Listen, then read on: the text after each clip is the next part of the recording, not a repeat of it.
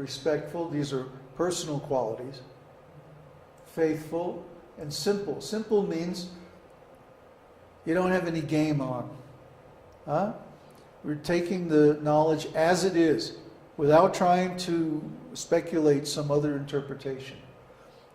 Your purpose is to benefit others, and you're not interested in material gain.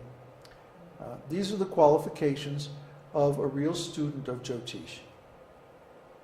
And then I want to show this beautiful picture. This is Vyasadeva, and this is baby Krishna being born to his mother and father. This, of course, is Garbhodakshaya Vishnu lying in the Garbhodak ocean with Lakshmi. Here's Lord Brahma, and here's Radha Krishna in the spiritual world. This knowledge descends from Radha Krishna through Lord Brahma into this material world, and then it's passed down to great sages like Vyasadeva, Parāṣara, and handed down to ordinary people like us. So they have no interest in material life. They have no material purposes at all. And that's the way we should be, or at least try to be, in our study of Jyotish. Now we have to take a real short break and change the tape and the camera. Let's do it now. Krishna says, Shamo damastapa sochang kshantir arjavamevacha jnanam vijnanam ashtakyam brahma karma svabhavajam. Peacefulness, self-control, austerity, purity, tolerance, honesty, wisdom, knowledge, and religiousness. These are the qualities by which the Brahmanas work. Bhagavad Gita, 1842. Florian asks, so do you mean by this that we should get acquainted with the foundations of this high science, but first put it into practice when we are initiates? Well, what is an initiate? An initiate means somebody who's following. So if you're already following the practices, then practically you're initiated. Just because we haven't performed the ceremony yet, that's just a formality.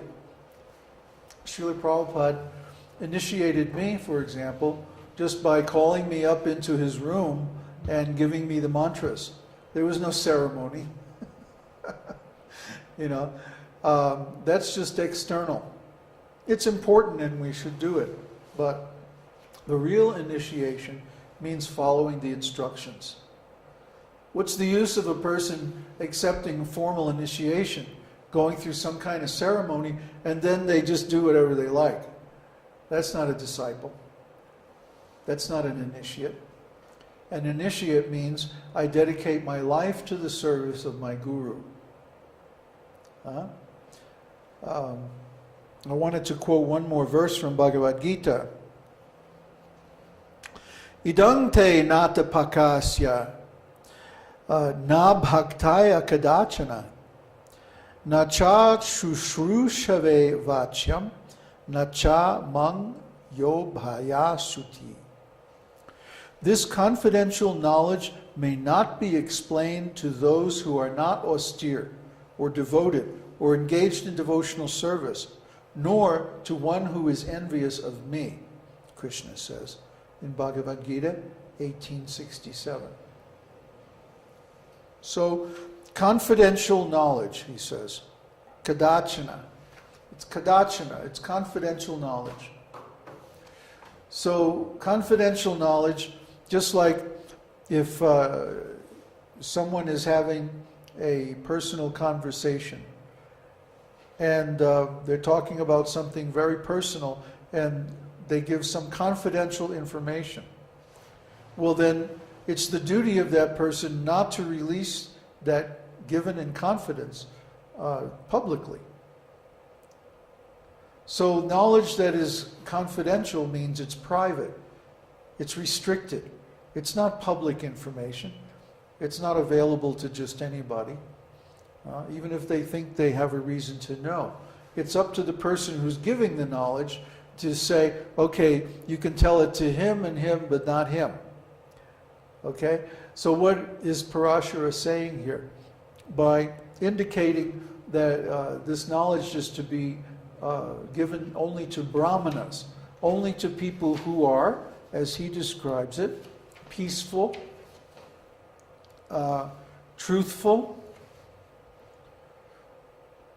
who honor the preceptors and elders, and are God-fearing. He says only good will follow if we give the teaching to those kind of people. But if we give the teaching to rascals, look out. Then the reaction will be there both for the teacher and the student. So we have to be careful about who we present this knowledge to. That's one reason why I stress the moksha karakas so much. You see, most of our principal students have moksha karaka. And even those who don't, they're very, very sincere. Because we don't put up with any nonsense. We want to make sure that the people who are receiving this knowledge are fully qualified. And the best qualification is moksha karaka. Why? Because moksha karaka means a person has a deep need and desire to attain liberation. And they're looking for the means. How do I attain? They have this strong desire, but there's almost no information in this world about how to actually attain it. Even ordinary religion just talks about achieving heaven, or some kind of material enjoyment or something like that. It's just temporary benefits. We're talking about eternal benefits. Those are on a whole different platform. That knowledge is very rare, and it can only be found by deep research into the Vedas. So we're making that knowledge available to those people, and as a result, it's like taking a fish and putting him in the water. Finally, I'm in my element. I had the same feeling when I encountered this knowledge as a young man. And so I like to make it available to others who also have the desire for liberation. What are the qualifications of a person who has this desire?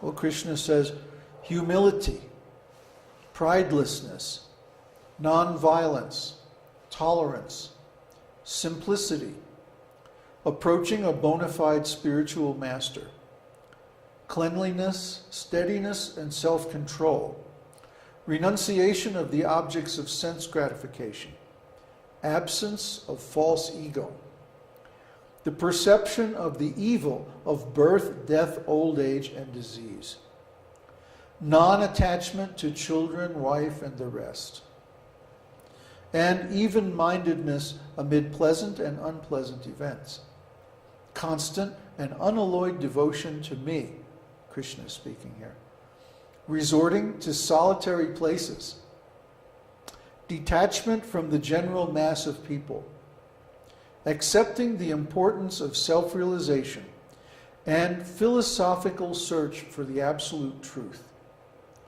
These I thus declare to be knowledge, and what is contrary to these is ignorance. As Krishna is speaking in Bhagavad Gita 13, 8 through 12. So these personal qualities are displayed by especially Brahminical people, but even if not Brahminical, they're displayed by people who have a taste for self-realization, a need to attain moksha. So I want to learn, or I want to recognize people who have this desire for moksha, and I want to validate that desire and say, yes, this is really the purpose of human life. And if you have this, this is a great blessing. And if you want it, it's also a great blessing. So even if you don't have moksha karaka, if you want it, if you want liberation badly enough, then you can qualify yourself for it by following these principles, these Brahminical principles that Krishna gives in the esoteric teaching. And knowledge of Jyotish is for these kinds of people. Whether or not they're formally initiated, or whether or not they have the moksha karaka in their chart, if they display these Brahminical qualities, That's the kind of people we want to work with. We will share with you all of our knowledge. And all we want is a promise from you that you're not going to misuse it. That's the bone of the issue. That's really the central part of what Maitreya is inquiring here and what Parāṣara is telling him in response. Maitreya is saying, how can we use this Brahminical knowledge? We have all this knowledge. We have this fantastic information about the spiritual world and what the soul is and how everything is working and how the universe is, functioning. And we want to share this knowledge, but we want to do it in such a way that's beneficial for everybody. Okay? So what does Parāṣara say? O Brahmana. You have to be a Brahmana. It's not